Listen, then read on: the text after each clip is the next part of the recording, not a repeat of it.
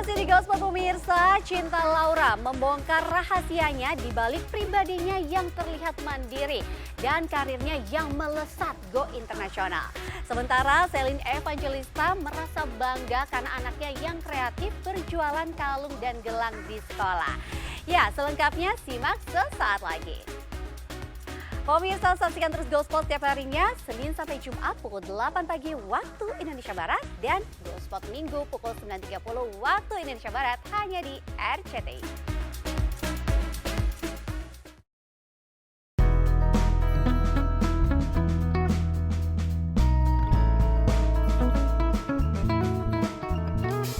Pemirsa, jadi single mom dengan 4 anak membuat Celine Evangelista selalu berusaha kerja keras demi mencukupi kebutuhan hidupnya. Segala pekerjaan di dunia hiburan tanah air dilakoni Celine. Namun belum lama ini Celine mengaku bangga pada salah satu anaknya, Elea Safiera Sompi. Buah hatinya dari pernikahannya dengan Dearly Idol yang kini sudah mulai beranjak remaja. Ya, di usia Elea yang sudah menginjak 12 tahun, Elea tumbuh menjadi anak yang mandiri. Tidak hanya mandiri, namun Elea rupanya juga menunjukkan bakat kreatifnya dengan membuat aksesoris buatan tangannya sendiri berupa gelang. Momen Elea yang terekam tengah membuat gelang diunggah Celine di story Instagramnya. Ini berantakan banget ya. Kamu jualan gelang, El? Sama kalung? Jualan gelang? Di sekolah? Jualan berapa? 8.000. Yang menakjubkan hingga membuat bangga Celine ialah lantaran Elea tak hanya membuat gelang untuk dipakai sendiri, melainkan gelang-gelang cantik buatannya itu ternyata dijual oleh Elea untuk teman-temannya yang sudah order terlebih dahulu. Celine tampak salut melihat Elea yang telaten memasangkan manik-manik hingga memasukkannya ke dalam kemasan plastik. Bikin jualan gelang di sekolah? Ini pesanan siapa? Nova. Teman kamu. Aku bisa juga dipesen. Ukurannya aku bisa diukur atau bisa? Aku diukur dulu atau nggak usah? Ukur dulu. Oh, diukur dulu. Kalau mau pesan harus kemana, El? Pesan gelang. I don't know, I belum like benar. Oh. Di usia 12 tahun, Elea sudah mulai terjun ke dunia bisnis kecil-kecilan. Elea pun membandrol harga gelang cantik buatannya dengan harga terjangkau, yakni Rp8.000 per satu buah gelang. Iya, Elea lagi jualan di sekolahannya. Aku juga kaget karena anak itu kayak lagi sendirian di kamar terus gitu kan, kayak sibuk sendiri. Aku pas ke kamarnya aku cek lagi ngapain, lagi bikin gelang kalung buat apa? Buat aku jual di sekolah. Jadi dia tuh banyak pesanan dari teman-temannya, dari gurunya gitu. Sikap mandiri dan inovatif dari Elea ini tentu membuat Celine terkejut dan tak menyangka lantaran putrinya bisa menunjukkan bakat kreatif sekaligus bakat berbisnis. Sebagai ibu, Celine selalu mendukung kegiatan positif anak-anaknya. Dengan dukungan penuh dari Celine, bukan tidak mungkin Elea akan semakin berkembang dalam bisnis kecilnya ini. Kreativitasnya pun menjadi bukti bahwa darah seni memang mengalir dalam keluarganya. Aku nggak tahu ya, tapi dia tuh ya namanya hobi anak-anak itu kan kadang-kadang berubah-berubah. Dia lagi suka craft yang ini, dia lagi melakukan hal ini. Dia lagi suka yang ini, dilakuin hal yang ini. Selama itu hal yang positif aku dukung sih. Ya nggak tahu itu uangnya nanti hak dia. Pokoknya udah jalan ditungguin. Insya Allah doain ya.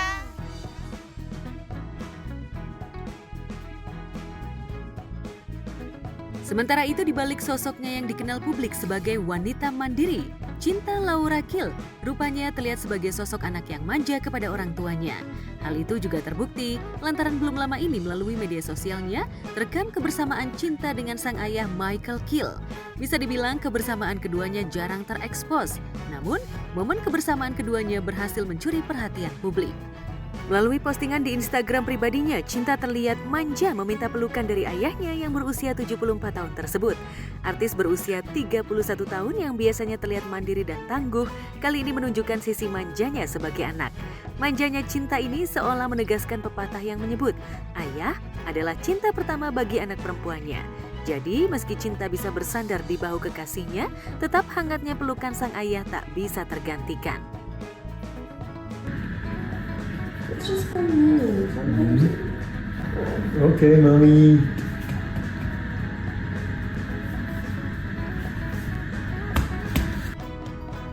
Ya, saat ditemui tim Gospot, Cinta mengaku dirinya memang tak bisa menyembunyikan sosok dirinya yang manja jika sudah bertemu dengan orang tua. Emang sama papa aku dari dulu aku nggak pernah malu untuk manja-manja, bahkan sama mama aku juga sih, cuman masalahnya aku jauh lebih tinggi daripada mami kan, jadi kalau aku dudukin dan aku peluk nanti maminya yang nggak bisa nafas gitu. Tapi kalau papa aku kan orangnya tinggi, besar, jadi I know umur berapapun aku akan selalu menjadi baby dan aku sama sekali nggak malu untuk bertingkah laku seperti bayi atau anak kecil bersama orang tua aku. Aku memang mungkin beruntung punya orang tua yang nggak hanya udah menikah sejak lama, udah 32 tahun, tapi termasuk sangat harmonis dan they're still very in love with each other. Dan saat aku baca komen-komen dari video yang aku posting, banyak orang bilang, oh aku nggak tahu itu rasanya seperti apa dipeluk ayah aku, angkat tangan, grup fatherless, dan membaca komen-komen itu aku cukup shock karena walaupun aku mengetahui Indonesia salah satu negara dengan tingkat fatherless rate yang cukup tinggi, nggak nyangka aja bahwa pengalaman-pengalaman yang aku miliki dengan kedua orang tua yang membesarkan aku, dengan manja-manjaannya aku dengan mereka, itu bukan sesuatu hal yang gampang dilakukan oleh semua orang. Aku kan tinggal di Bali, jadi hari pertama aku landing di Bali, aku hanya 48 jam di Bali by the way. Kita makan siang terus ke pantai bareng, aku ketiduran di pantai, papa aku juga baca-baca buku aja. Terus setelah itu aku berenang bareng mama aku. Kayaknya itu salah satu alasan juga kenapa aku sampai sekarang selalu ngerasa seperti seorang remaja atau anak kecil. Karena aktivitas yang aku lakuin dengan kedua orang tua aku pun dari kecil nggak pernah berubah. Terlebih orang tua Cinta juga diketahui tinggal di Bali, sementara Cinta lebih banyak beraktivitas dan bekerja di Jakarta. Meskipun kegiatan Cinta di dunia hiburan padat, namun sebisa mungkin Cinta selalu meluangkan waktunya untuk pulang ke Pulau Dewata, Bali demi mengunjungi dan bertemu orang tua tercinta. Ya kebetulan kan aku orangnya independen banget dan saking workaholicnya kadang-kadang lupa bahwa kehidupan pribadi dan bertemu keluarga tuh penting banget. Walaupun orang tua aku nggak terlalu jauh tinggalnya di Bali yang hanya memakan waktu 1,5 jam naik pesawat, aku kadang-kadang bisa tuh hanya ngejenguk mereka setahun 2 kali, itu pun hanya untuk beberapa hari. Kayaknya semakin dewasa aku semakin harus ingat bahwa orang tuaku dan orang tua kita nggak tambah muda. Dan memang salah aku dulu-dulu selalu berasumsi saat ketemu orang tua aku tuh mereka masih sama aja seperti waktu aku masih kecil dulu. Karena aku pun setiap kembali ke rumah orang tua selalu merasa seperti anak kecil lagi. Dan baru akhir-akhir ini aku menyadari bahwa oke, alhamdulillah untungnya orang tua aku dua-duanya sehat. Tapi kita nggak pernah tahu, anak muda usia belasan pun bisa meninggal besok gitu. Jadi kayaknya akan menjadi sebuah prioritas di tahun-tahun ke depan untuk lebih sering ketemu mereka, untuk membuat mereka merasa diperhatikan dan diapresiasi. Namun benarkah sosok manja Cinta yang terlihat menjadi salah satu alasan Cinta belum juga menikah meski sudah memiliki kekasih? Benarkah Cinta belum bisa sepenuhnya hidup mandiri? Seperti apa hubungan asmara Cinta dengan sang kekasih Arya Fasco yang sudah berjalan kurang lebih 1 tahun? Aku rasa ini juga salah satu alasan kenapa aku punya hubungan yang harmonis banget sama orang tua aku. Karena mereka tipe orang tua yang sama sekali nggak pernah nge-pressure atau nanya-nanyain hal-hal yang menurut aku sifatnya pribadi dan juga tergantung kesiapan kita sebagai individu untuk melakukan milestone tersebut dalam hidup kita. So malahan mama aku sebagai orang Indonesia ya sangat keren. Dia bahkan bilang kalau kamu nggak pernah mau punya anak pun buat mami fine aja. So I think that's amazing. Dan juga yang aku suka adalah mereka percaya bahwa segala kesuksesan, segala pilihan yang kita ambil dalam hidup kita, mau itu tentang pekerjaan atau percintaan atau keluarga, itu nggak terpatok umur. Dan aku harap itu sebuah value yang semua orang, apalagi anak muda di Indonesia bisa rasakan juga. Karena aku juga tahu banyak banget sih teman-teman aku, mau mereka seumur aku, lebih muda, lebih tua, yang gara-gara pressure dari keluarga, dari budaya untuk buru-buru menikah dan lain sebagainya, mereka malah nggak bahagia, cerai dini. For me, aku sangat blessed oleh Tuhan nggak hanya memiliki karir yang solid dan stabil, tapi punya pendapatan sendiri, tidak tergantung siapapun. Jadi semua keputusan yang aku ambil dalam hidup aku itu benar-benar bisa aku pikirin matang-matang dan juga aku lakuin demi kebahagiaan dan kebaikan masa depan aku gitu.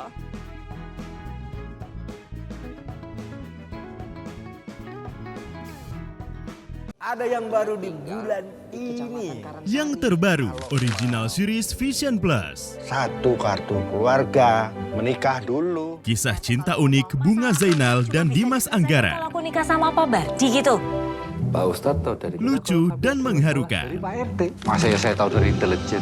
Pak Bardi kan sudah menikah lagi. Mulai Minggu 27 Oktober di RCTI.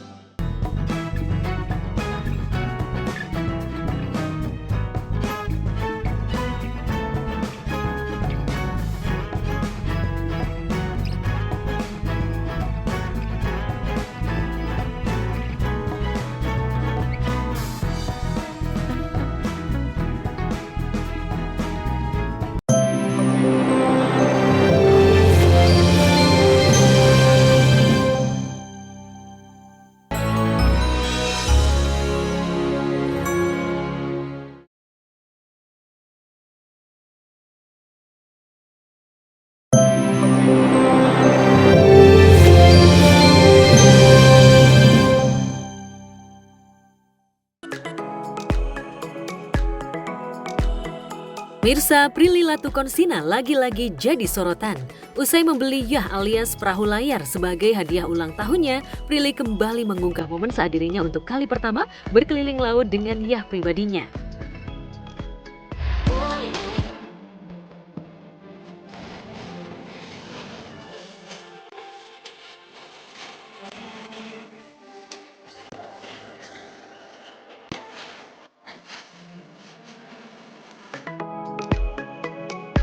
Di momen tersebut terlihat Prilly tengah menyetir Yahnya sendiri dengan penuh percaya diri. Meskipun diketahui Prilly tak bisa mengendarai mobil, namun Prilly rupanya mahir mengendarai kapal. Prilly begitu menikmati momen tersebut, tak hanya menyetir, Prilly juga memancing di atas Yah pribadinya dan menikmati keindahan senja di tengah laut. Momen me time Prilly di Yah mewahnya auto banjir komen netizen. Banyak yang berkomentar, Prilly single and very happy.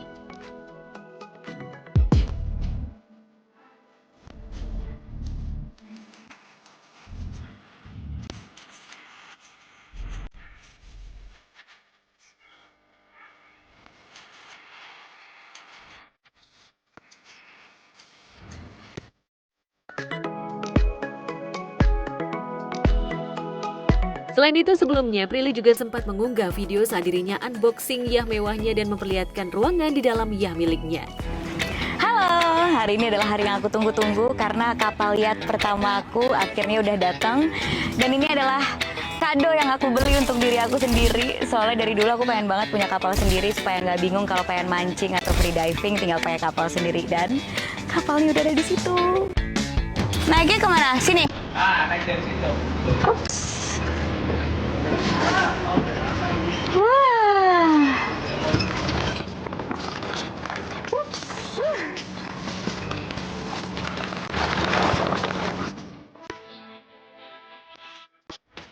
Kapal pertama ini untuk mancing sih. Jadi kalau mau iseng-iseng mancing ke Pulau Seribu atau pulau yang dekat bisa pakai kapal ini, atau kalau mau island hopping santai-santai di laut. Aku nggak bisa nyetir mobil, tapi kalau nyetir kapal aku udah belajar, jadi harusnya bisa ya. Ini enak banget buat nanti kalau di laut nyantai-nyantai gitu, karena ada sofa dan ada mejanya buat nanti makan di sini. Nah ini buat kalau mancing di depan duduknya di sini, atau kalau nggak mancing juga nggak apa-apa sih buat kalau ngeliat pemandangan di depan sini. Ya, lantaran Prilly punya hobi memancing dan free diving, maka tak heran jika Prilly juga melengkapi Yahnya dengan toilet khusus dan sebuah kamar untuk beristirahat jika lelah usai diving atau memancing. Kalau kapal aku nggak mau kalau nggak ada toiletnya, soalnya kalau mancing atau free diving suka kebelet pipis kan. Jadi ada toiletnya di sini. Yuk. Oke, ini ada kamar kecilnya gitu buat kalau mau tidur dan santai-santai. Jadi nyaman banget. Kenapa jenis kapalnya mirip? Karena belum ada yang marry me.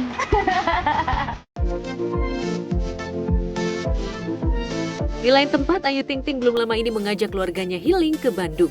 Ayu mengajak keluarganya jalan-jalan ke salah satu tempat wisata yang cukup terkenal di Bandung. Momen Ayu healing sejenak dari hiruk-pikuk dunia hiburan itu pun diunggah Ayu di kanal YouTube pribadinya. Di momen healing bersama keluarga, Ayu sengaja tak naik mobil pribadi, melainkan menyewa sebuah bus eksklusif untuk keluarga. Selamat pagi, kita mau karya wisata nih. Yang paling ribet si Pak doang bawaannya ya. Ada si bule, adek. Bukan bule, malu-malu.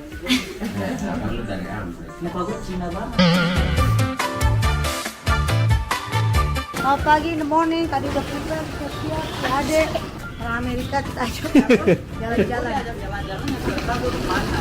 Kita mau ke Tamasya, ke Bandung. Padahal cuma sehari langsung balik. Tapi lu lihat bawaannya loh. Gue bingung bawa apa aja, gue bingung. Ini orang mobil juga ntar bingung nih. Ini sebenarnya dadakan. Nah, waktu itu kita pernah ya ke Bandung ke satu tempat dan makanannya tuh enak-enak banget cemilannya. Tempat nongkrongnya juga enak sekali. Jadi pengen ngajak ibu sama ayah ke sana. Ibu ikut kan? Ayah ibu ikut. Gue mau ngajak ayah ibu, terus ayah ibu gue tinggal.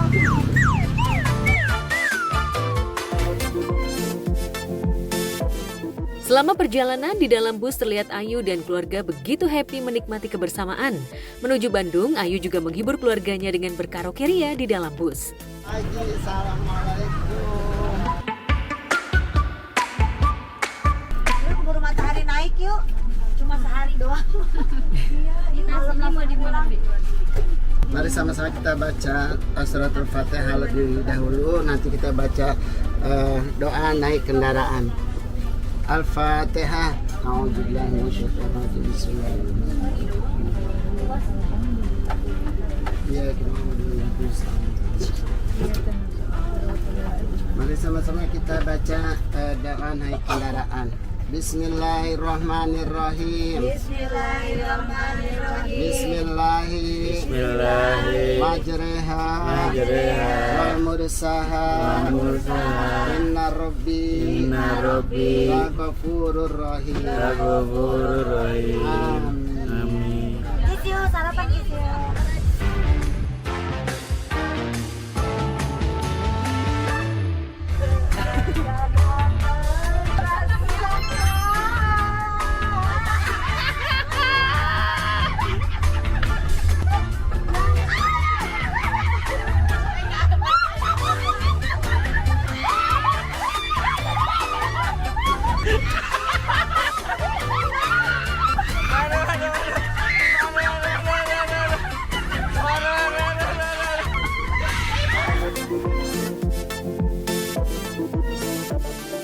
Sesampainya di Bandung, sebelum menuju tempat wisata, Ayu mengajak keluarganya makan siang terlebih dahulu dan mencoba kuliner-kuliner khas Bandung. Kita udah sampai di Bandung, let's go. Lucu banget tempatnya ya, kayak Tempo dulu.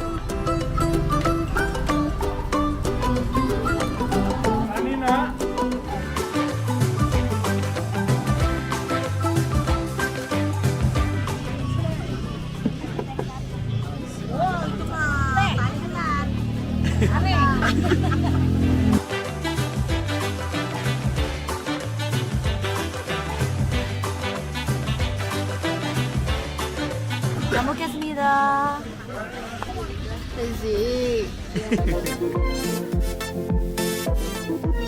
Setelah perut terisi, Ayu dan keluarga langsung menuju ke salah satu tempat wisata yang terkenal di Bandung.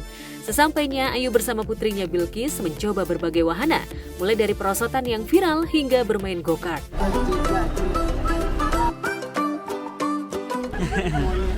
Karena kita kalau pergi, kamu tahu kan Kisyu, nggak cukup 2 orang sayang. Kita kalau pergi itu bisa satu kompi itu sekitar paling dikit 15 orang. Hari ini kita akan bertamasya. Kenapa? Karena aku suka banget di sini sama kantin buka kan? Buka kantin. Itu enak banget semua di makanannya. Kita naik ini ya Mas? Yes, betul. Ayo. Naik. Naik perosotan air.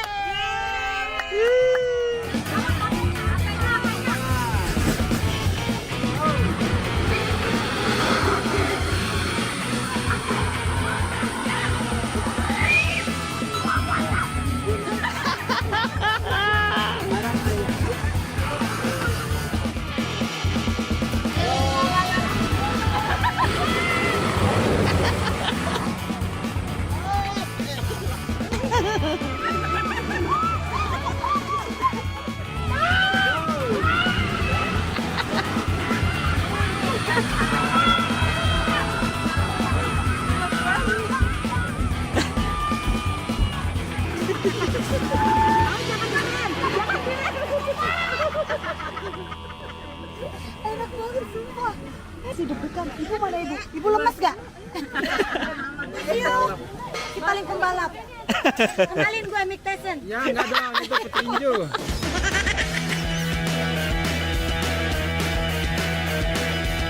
Kis yuk, kita lagi mau naik gokar. Ada Ade, ada Ikis, kakak, ayah. Ready, ini balapan mas? Oke, boleh silakan. Mulai dari sekarang. Ini gimana nginjeknya? Kenceng banget, astagfirullahaladzim.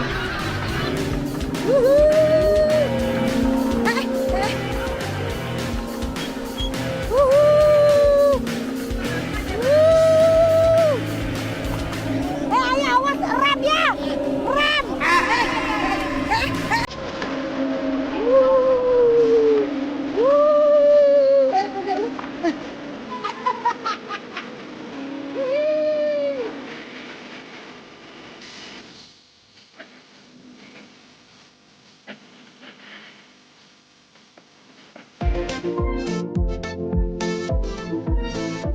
Seakan belum puas bermain, Ayu nampaknya benar-benar tak mau menyanyiakan waktu healingnya.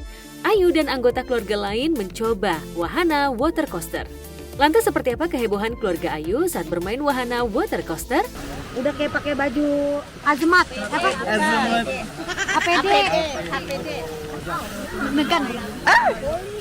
Si paling berani, lihat si paling berani. Gue paling dekat buat semuanya, pegangan selalu ya. Pegangan. Bang, pelan-pelan ya bang. Oke, let's go! Ya elah, ayo bersama. Ayo.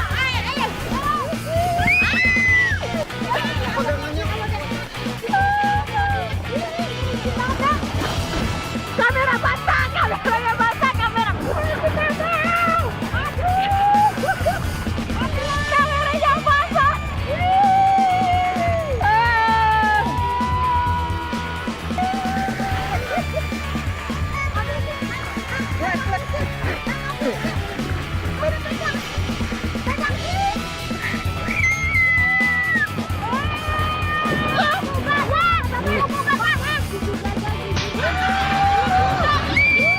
Oke, finish. Airnya Langsung naik ke sebelah kiri aja. Muka lu basah gak? basah.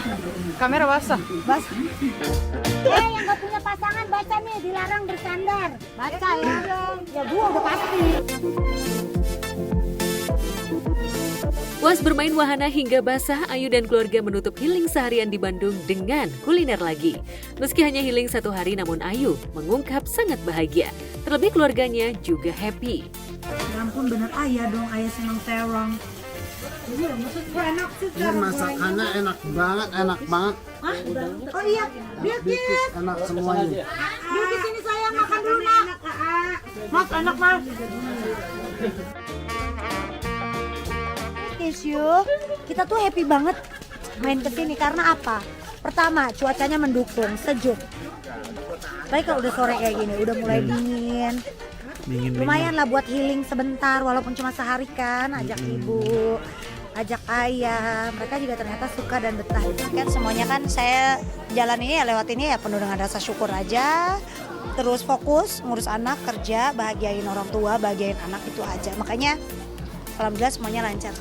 Walaupun kadang nggak selamanya mulus ya, kehidupan itu pasti kan ada aja naik turunnya. Cuma kan kita tetap ingat gitu bahwa ada orang-orang yang selalu di samping kita dan support kita selama ini dan doain kita. Dan itu terbukti sampai saat ini, saya kuat sampai sekarang.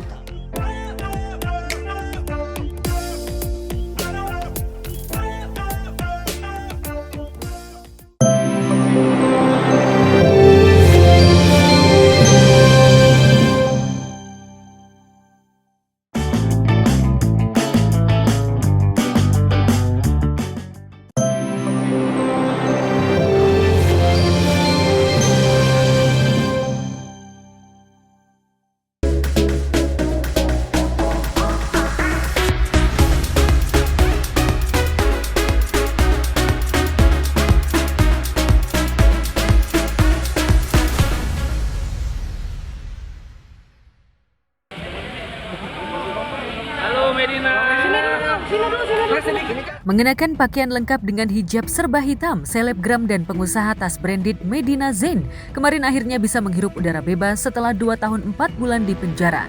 Ia keluar dari rumah tahanan Pondok Bambu, Jakarta Timur, dijemput beberapa sahabatnya.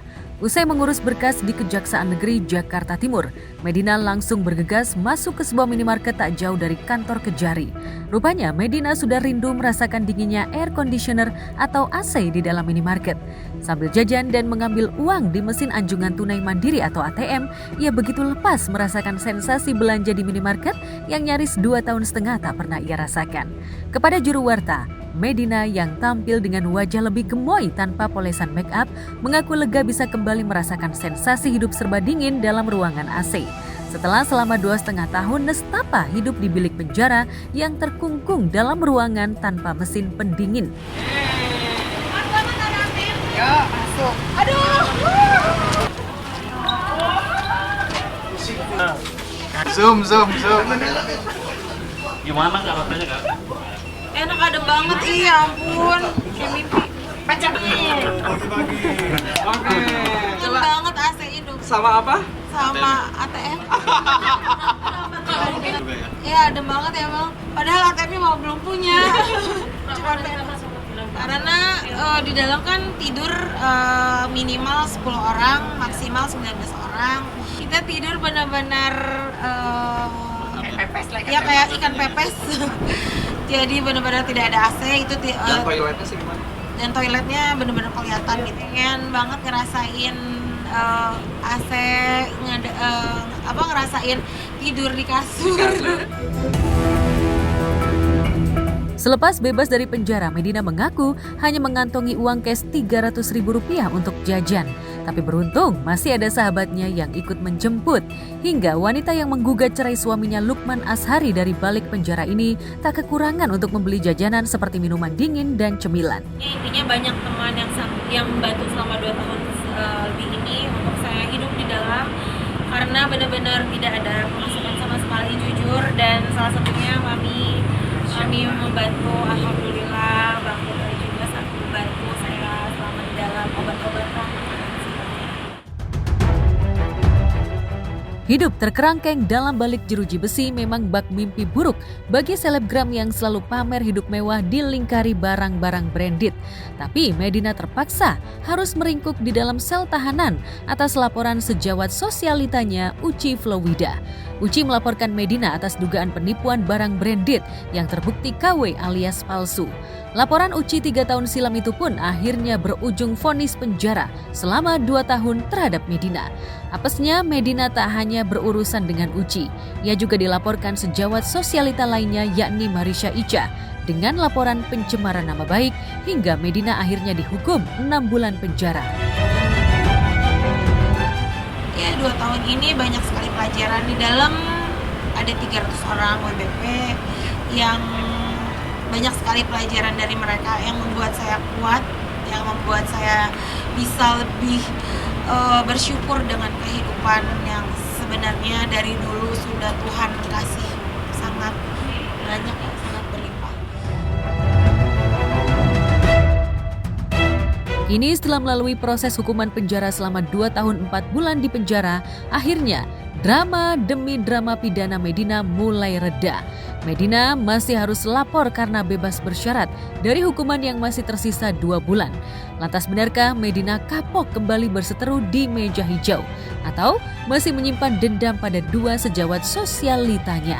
Bagaimana reaksi Uci dan Marisha usai seterunya itu bebas dari penjara? Gak ada, sama sekali gak ada. Sudah memaafkan, sangat memaafkan. Bahkan Kak Uci sering video call, support juga, tidak ada rasa dendam sedikit pun, tidak ada rasa kekecewaan sedikit pun. Ini sudah takdir yang digariskan sama Tuhan yang harus saya jalani dan alhamdulillah saya ikut. Memang aku yang mengantar Marisa ke lapas untuk mendamaikan kedua orang ini, dan aku bilang sama Marisa buat apa lagi, karena Medina sudah cukup lama mendapatkan hukuman atas undang-undang ITE di lapas Pondok Bambu, kurang lebih begitu ya. Karena kebesaran hati Marisha Ica, akhirnya laporan yang seharusnya diproses lagi itu dicabut dan Marissa memaafkan. Ya, nanti wajib lapor jam 9. Lapas sambil kejaksaan. Dari hidup serba ada, lalu harus melewati masa-masa nelangsa dalam penjara memang amat tersiksa. Bisa dibayangkan bagaimana Medina yang selalu riuh dengan tawa di pesta bersama rekan sosialitanya, hidup bergelimang harta. Tiba-tiba harus mendekam di balik ruang sempit dengan pergaulan serba terbatas. Namun, Medina kini sudah lega. Lantas dengan modal uang yang diakuinya tinggal Rp300.000 di kantong, akankah Medina kembali merintis usahanya? Insya Allah akan berkarir lagi di dunia skincare, hanya itu. Jujur 2 tahun lebih menjalani di dalam itu tidak mudah. Ingin ada waktu dulu buat keluarga, buat anak-anak, untuk sahabat-sahabat yang waktu yang sudah lumayan banyak terbuang.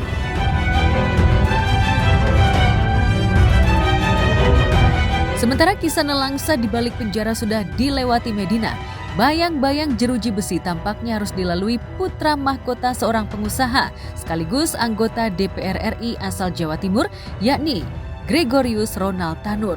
Putra pengusaha tajir Edward Tanur yang sedianya telah divonis bebas oleh majelis hakim dari semua tuntutan hukum atas kasus pembunuhan kekasihnya Dini Sera ini akhirnya dianulir Mahkamah Agung. Selasa 22 Oktober lalu, Mahkamah Agung mengabulkan kasasi yang diajukan keluarga korban.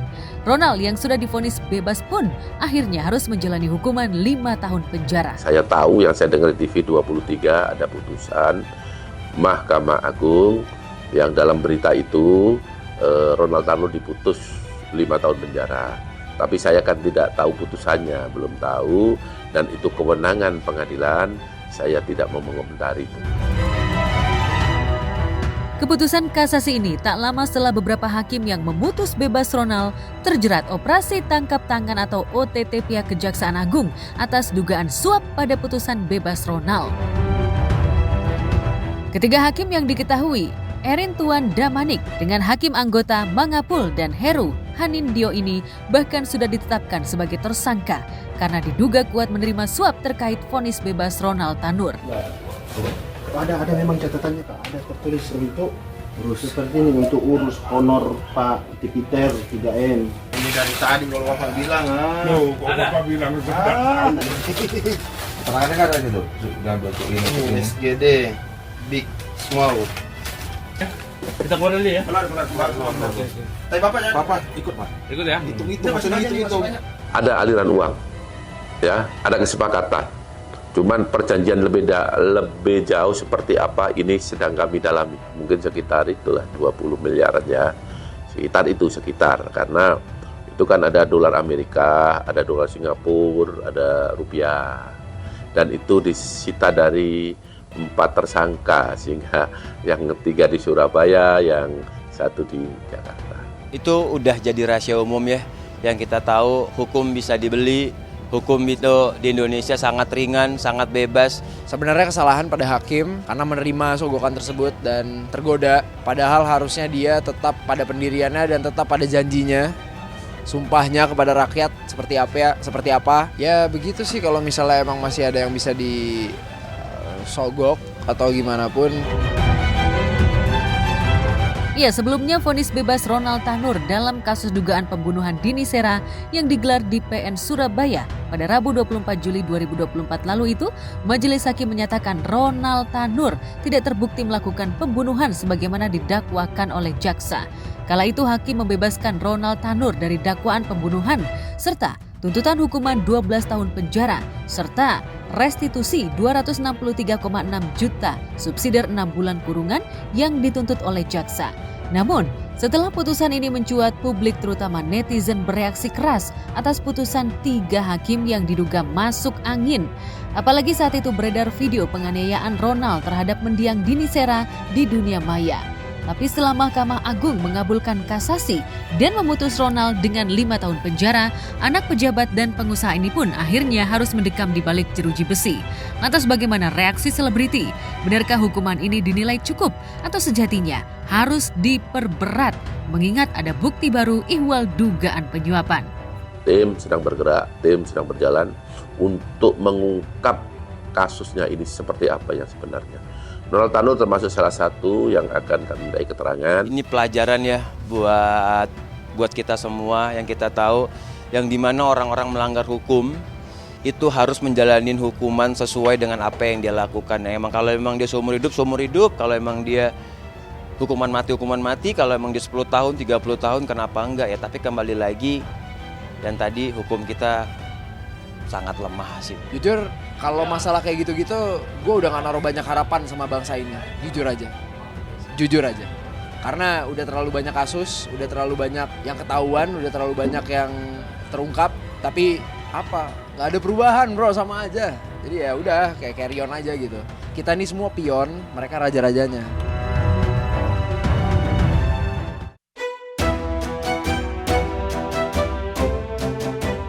Merana di balik jeruji jelas sudah lebih dulu dirasakan vokalis Zulkiflia.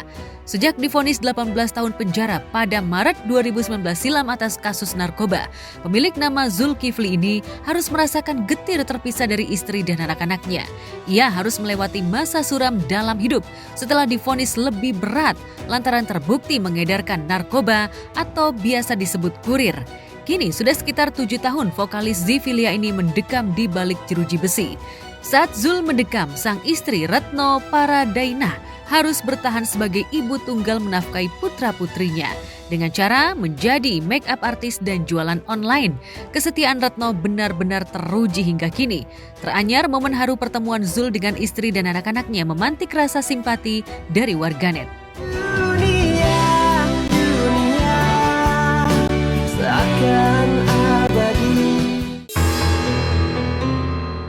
Kesetiaan Retno pun dipuji warganet. Bahkan sebagian warganet membandingkan kesetiaan Retno dengan Irish Bella yang sudah menikah dengan lelaki lain setelah 8 bulan bercerai dari suaminya Amar Zoni yang kembali masuk bui karena terjerat kasus serupa yakni narkoba. Entah ya, tapi kalau aku sih, aku pribadi gitu, aku nggak akan bisa. Kalau itu aduh please banget deh netizen ya. Kok andai-andai, kan tadi Mamski udah bilang, aku udah bilang, orang itu beda-beda.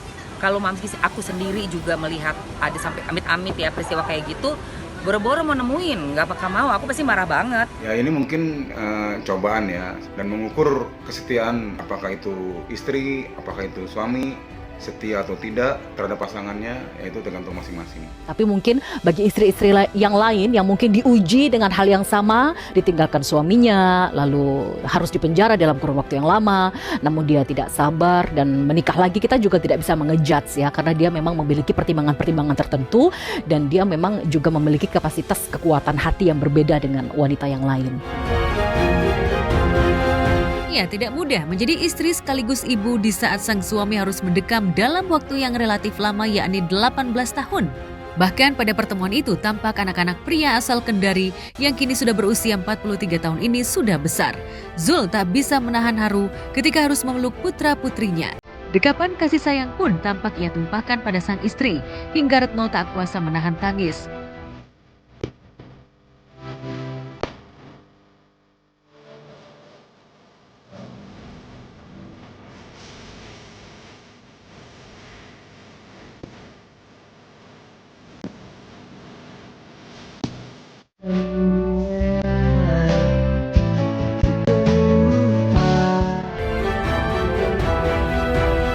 Lantas akankah Retno teruji kesetiaannya?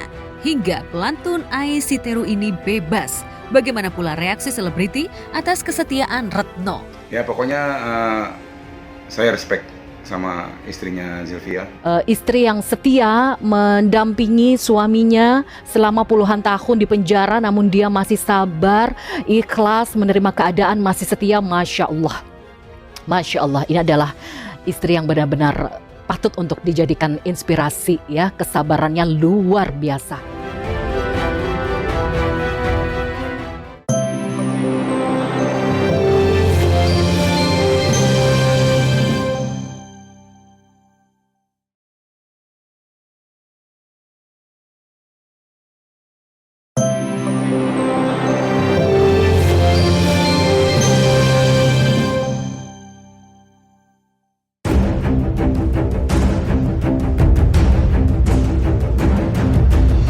Jagat maya tiba-tiba heboh dengan petisi kembalikan donasi yang telah diberikan pada korban penyiraman air keras bernama Agus Salim.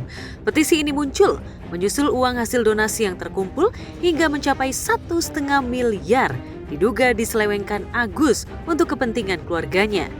Agus diduga membagi-bagikan uang donasi tersebut kepada keluarganya bukan untuk pengobatan kedua matanya.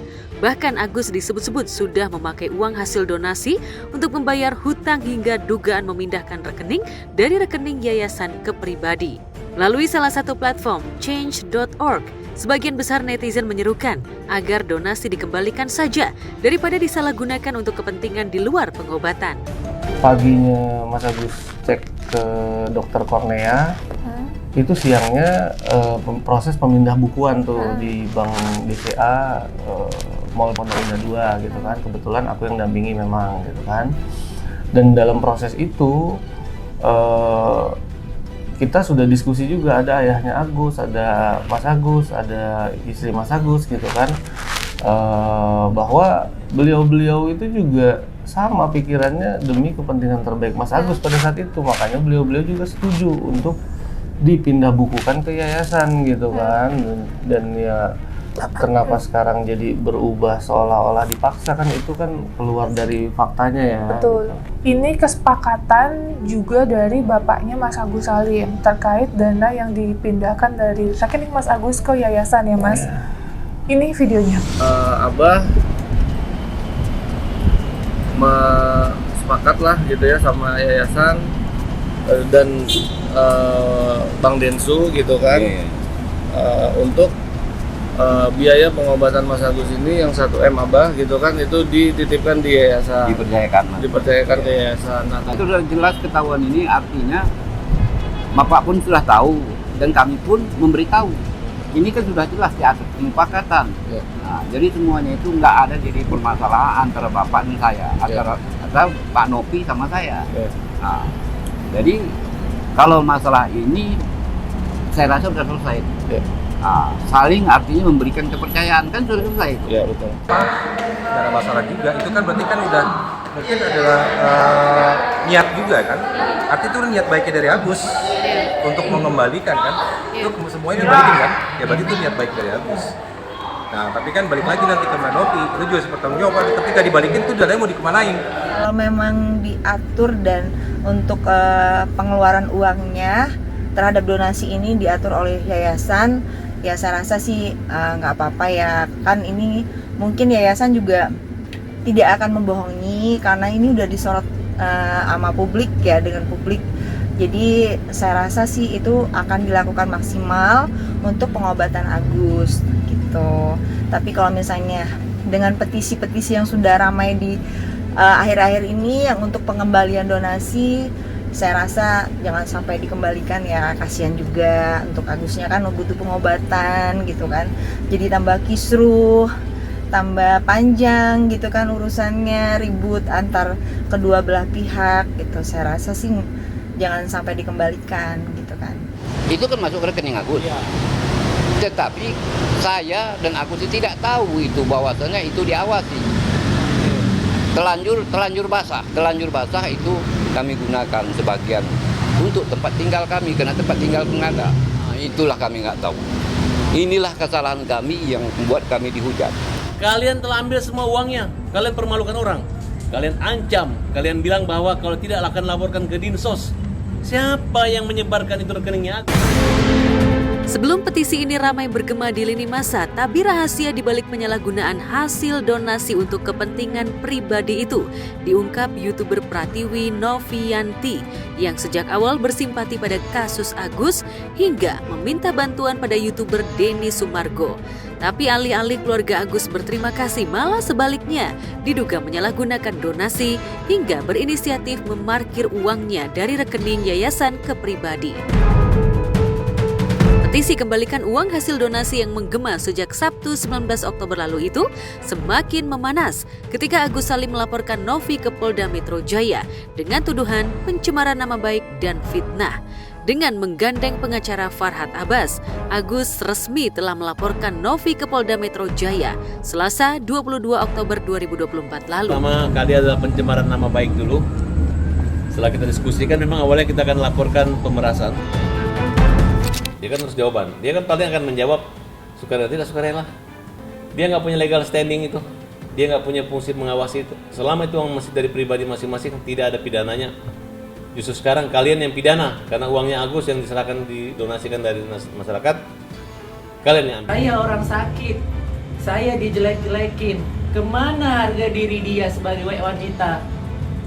Kalau misalnya dia punya suami, gimana rasanya? Suaminya sakit, istrinya dihina, dipitnah. Kita di sini melakukan yang terbaik untuk Mas Agus, bukan yang terbaik untuk saya, bukan yang terbaik untuk Pak Giri, tapi untuk orang yang kita open donasikan. Betul ya Mas, ini kita semua sepakat seperti itu. Tuh dia kan speak up seolah-olah butuh operasi cepat, harus segera. Betul ya Mas? Betul. Itu kan yang kita pikirkan. Makanya tadi saya jelaskan, loh kalau kita punya uang sebegitu banyaknya, kan kenapa enggak kita pakai uang pribadi? Ya kalau emang mau pakai BPJS, misalnya mau pakai BPJS nih, ya nggak ada masalah, kenapa harus ngeluh sama kita? Dilaporkan lelaki korban penyiraman air keras yang telah dibantunya untuk diobati, Novi pun tak gentar. Bersama yayasan yang didirikannya, Novi bahkan sudah menyiapkan sejumlah bukti, termasuk mutasi rekening dan sejumlah video terkait dugaan penyelewengan data yang dilakukan Agus. Langkah Agus melaporkan orang yang membantunya untuk sembuh jelas memantik reaksi dari warganet, tak terkecuali mereka yang sudah mendonasikan untuk kesembuhan matanya. Bahkan, sejumlah selebriti turut menyayangkan langkah Agus yang dinilai gegabah dan tak tahu diri. Saya bukan takut ya, saya tidak takut dengan siapapun, kecuali saya takut hanya sama Allah Subhanahu wa Ta'ala, gitu ya. Jangan sampai nanti digiring saya bicara speak up seperti ini, saya takut atau apa gitu, saya nggak takut. Silakan laporkan saya, kalau emang mungkin ada yang merasa dirugikan ya Mas, atau tidak terima, silakan saya terima, gitu, saya terima. Saya pun tidak menyesali pernah membantu Mas Agus, sama sekali saya tidak menyesali. Coba Yayasan Peduli Kemanusiaan itu data aja siapa yang minta uangnya dikembalikan. Kalau petisinya kayak apa ya, gerakan sosial mengembalikan uang apa. Sementara Farhad Abbas selaku kuasa hukum Agus mengklaim jika kliennya mengalami frustasi berat akibat dibully hingga sempat berusaha mengakhiri hidupnya. Ini Wawa ini yang terima 100 juta itu dikasih ikhlas karena Wawa adalah orang yang menjaga gitu. Karena tidak kepikiran dan uangnya dikembalikan ya. Dia sampai ini keluarga ini dihujat orang lain loh. Dihujat, dipermalukan. Seolah-olah orang yang tidak balas budi ini.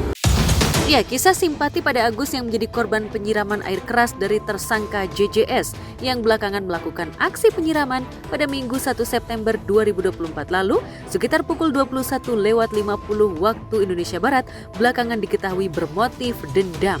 Ketika korban mengalami nelangsa itu, YouTuber Novi tergerak untuk mengumpulkan donasi untuk kesembuhan kedua mata Agus hingga menggandeng YouTuber Denny Sumargo.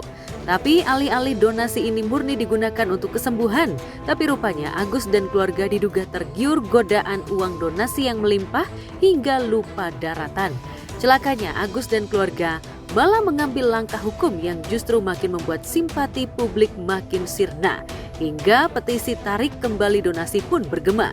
Lantas bagaimana reaksi selebriti atas ramainya petisi tarik kembali donasi untuk Agus? Dan adalah sebenarnya balik lagi dasarnya lillah. Lillah itu kalau kita sudah memberikan donasi kepada orang tersebut, ya sudah lillah gitu loh. Yang penting dia bisa amanah. Nah, disitu kan kalau ditanyakan boleh untuk apa saja, gitu kan. Walaupun nanti, oh ini ada biaya dari sini, misalnya dari BPJS, itu kan urusan dia juga. Kan dari sisanya nih, ya udah ntar kan ada jumlah.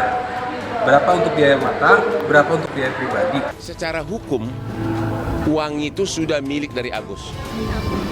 Secara hukum, uang itu sudah milik dari Agus. Jadi tidak bisa dituntut uang itu dipakai untuk apa.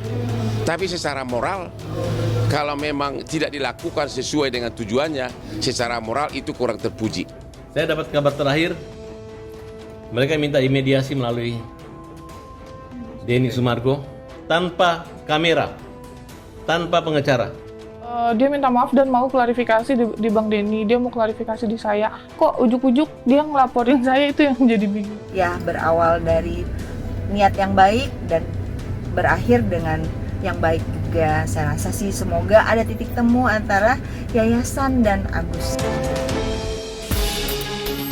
Ibarat pepatah di hadapan uang, semua orang nyaris sama. Ya, barangkali seperti itulah kondisi keluarga Agus Salim yang diduga goyah karena godaan uang. Kondisi itu pula yang sempat dirasakan komedian Nunung.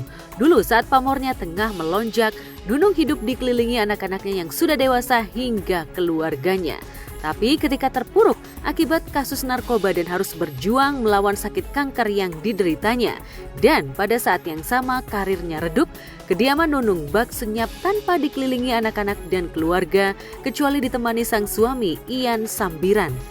Tapi benarkah saat ini Nunung masih menafkahi keluarganya meski dengan modal bisnis kuliner? Memang Raffi Ahmad membantu banget gitu loh. Jadi masakan itu masakan rumahan tapi ya macam-macam, pokoknya masakan rumahan untuk makan pagi sama makan siang. Jadi sampai jam 4 sore itu udah selesai, nanti istirahat sebentar baru malamnya kopi. Udah prepare semua, udah. Ini tinggal ini dapur udah selesai, kamar mandi udah selesai, tinggal musola kan aku mau beli kayak gazebonan gitu aja kan. Dalam situasi terpuruk, sakit dan karir yang redup itu, kabarnya Nunung banyak dibantu sejawatnya komedian Sule untuk berobat. Sementara untuk usahanya, Nunung kabarnya dibantu presenter tajir Raffi Ahmad. Lantas benarkah dari hasil usaha kuliner itu, Nunung mulai bisa menopang ekonomi keluarga? Ya, pemilik nama Tri Retno Prayudati ini belakangan memang lebih fokus menyembuhkan kankernya hingga teranyar menjalani operasi di bagian matanya. Tapi perjuangan personil Sri Mulat ini tak sia-sia. Kanker payudara yang diidapnya kini sudah sembuh. Saya sih udah dari mulai sakit sampai sekarang udah hampir 2 tahun berjalan ya tetap aktif terus, kerja terus. Orang saya kemo aja kerja. Tapi gimana sih, kemonya udah selesai? Udah. Ini rambutnya juga udah rapi lagi, udah keluar, tumbuh lagi. Selain soal kondisi ekonomi, kabarnya Nunung juga sempat diterpa hubungan tak harmonis dengan anak-anak dan keluarga di kampung halaman. Apalagi ketika Nunung tengah terpuruk. Lantas benarkah kini hubungan Nunung dan anak-anaknya sudah membaik? Udah lah, nanti aja itu. Gimana? Udah lebih baik? Ya mereka tetap minta maaf, mereka tetap cuman namanya hati orang tua tuh kadang-kadang masih tapi alhamdulillah sih udah membaik. Masih belum berani ngomong, mereka masih belum berani ngomong, dan aku juga masih karena masih belum aku buka blog-blognya mereka, belum aku buka panggilannya, belum buka, tapi belum berani ngomong.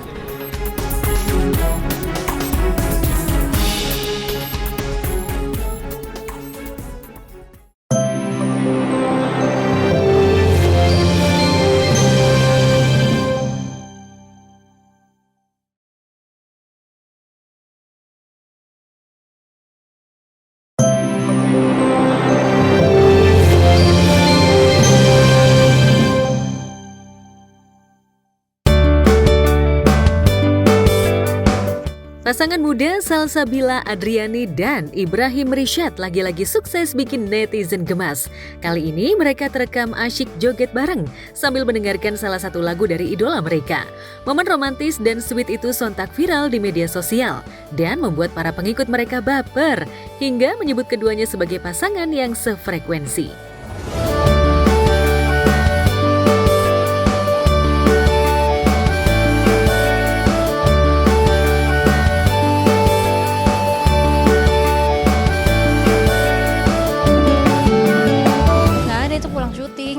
Pulang syuting masih ada energi terakhir lah untuk bikin, terus habis itu lagi di depan komputer kan, terus akhirnya ngajakin suami bentar kayak sayang ayo coba bikin ini gitu, terus ya udah bikin, ternyata nggak nyangka rame juga, padahal kita cuman bikin iseng aja gitu. Ya happy sih dan berharapnya sampai 5 tahun, 10 tahun, 15 tahun, 20 tahun ke depan masih sama ya, masih seperti ini, satu frekuensi, hobinya sama, tapi so far sih happy lah, siapa yang nggak happy kalau punya pasangan. Ya, kemesraan pasangan yang menikah pada 7 Juli 2024 ini kerap dibagikan di media sosial. Tidak hanya kompak dalam hal hobi, Salsabila dan Ibrahim juga sering berbagi momen-momen manis mereka hingga disebut juga sebagai couple goals. Selain disebut satu frekuensi, Salsabila dan Ibrahim juga terlihat saling mendukung dalam berbagai aspek kehidupan, termasuk dalam hal karir. Lantas bagaimana Salsabila membagi waktu antara jadwal syuting strippingnya yang padat dengan quality time bersama suami yang juga berprofesi sebagai aktor? Nah justru kita kayak lumayan private deh, kita jarang banget ngepost berdua kayak yang apa-apa berdua tuh jarang banget. Malah orang-orang malah kayak, ayo dong mana fotonya kalian berdua lagi, karena kita emang jarang sebenarnya. Sama-sama bekerja di dunia hiburan dan berprofesi sebagai aktor dan aktris, membuat Salsabila dan suami kerap menjalani hubungan jarak jauh. Terlebih saat ini, Salsabila mengungkap sang suami tengah syuting di luar kota. Lantas, bagaimana keduanya sebagai pasangan muda menjaga keharmonisan rumah tangga? Iya, dia stripping film. Jadi kayak jarang juga ketemu. Dan kebetulan dia lagi sering syuting di luar kota sih, jadi memang agak susah. Tapi ya sebisa mungkin kita pasti quality time. Ya kalau sinetron gini ya gimana ya, selain saat udah pulang kan, kalau sinetron komitmennya gede ya. Jadi banyak waktu yang disita di dalam lokasi gitu. Jadi ya paling ketemunya sepulang kerja atau hari Minggu pasti. Jika di rumah, Salsabila tampak begitu romantis bersama suami tercinta. Namun, saat berperan sebagai Dania, detektif sewaan Baskara Cakradinata, ia tampak begitu serius. Apalagi ia tengah menyelidiki banyak kasus. Dari mulai penembakan Romeo, hingga kini Dania ditugaskan untuk menyelidiki keluarga sahabatnya Yoga. Namun di tengah penyelidikan tersebut, Rangga yang mengetahui tiba-tiba merencanakan niat jahat dengan sengaja menyenggol Dania hingga gawai pintarnya rusak karena terjatuh. Tentu saja Rangga sudah bersiasat jahat dengan berkongsi untuk petugas reparasi ponsel untuk menaruh alat penyadap di ponsel Dania. Gimana caranya supaya aku bisa tahu ya progres penyelidikan Dania? Maaf. Serangga. Kamu nggak apa kan? Maaf ya. Kenapa?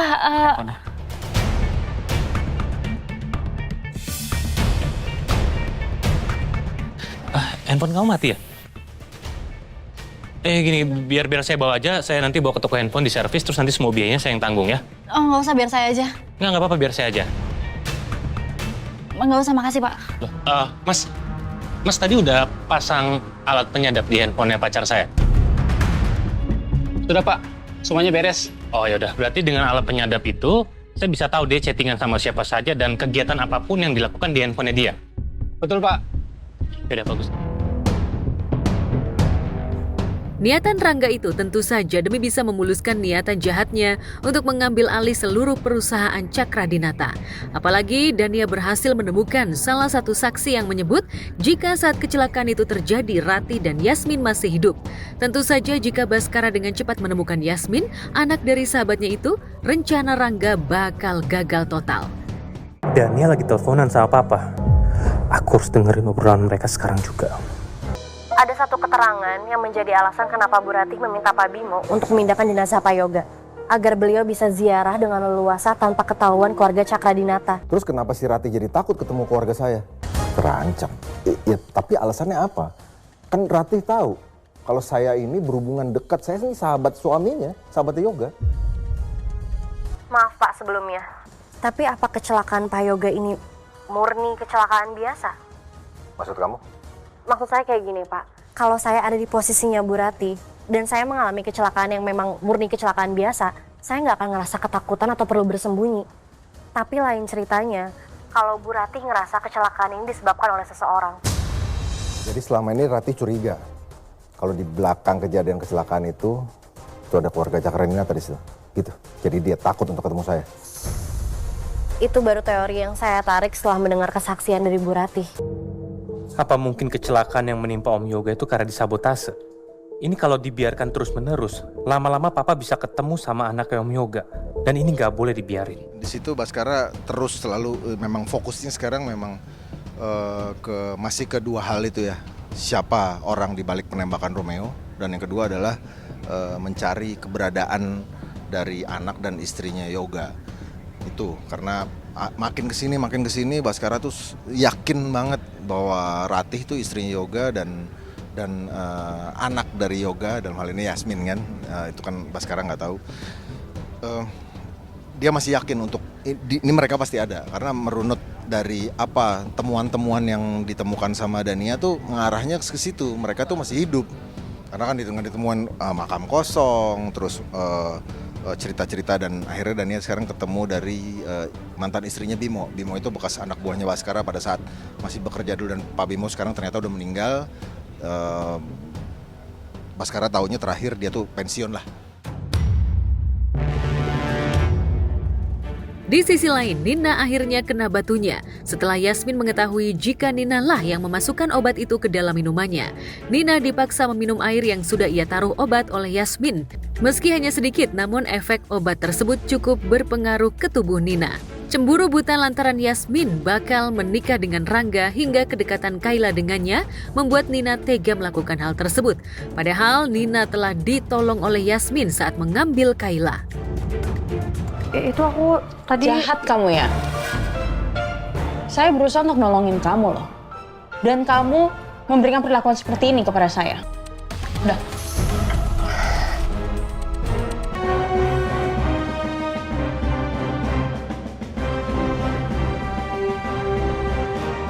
Aku harus kuat.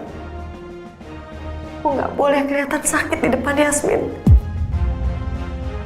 Lagi-lagi rencana aku malah ketahuan sama Yasmin.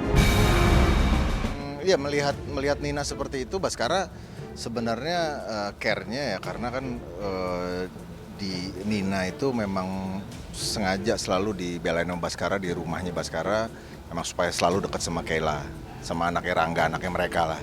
Dan begitu dia sakit ya Baskara kan nggak tahu sebabnya karena apa kan, cuman kamu sakit gini-gini, dan akhirnya dibawa diantar ke rumah sakit bareng sama asistenku tuh kan, sama Alfi, ya care-nya karena itu gitu, karena kenapa nih Nina gitu, nggak tahu sebabnya karena racun karena apa nggak tahu, ya intinya cuman kalau dia nggak ada kan artinya ntar Kayla sama siapa yang ngurusin gitu, karena dia tahu Rangga juga nggak terlalu care sama dia gitu, itu aja sih. Di lain tempat, Ajeng yang panik dan khawatir jika kejahatannya diketahui Baskara mendadak mencoba menghilangkan nyawa Pras di tengah kondisi kritisnya. Namun karena cintanya yang begitu kuat, Ajeng akhirnya mengurungkan niatnya. Maafkan aku, Pras. Maafkan aku. Ternyata aku gak tega.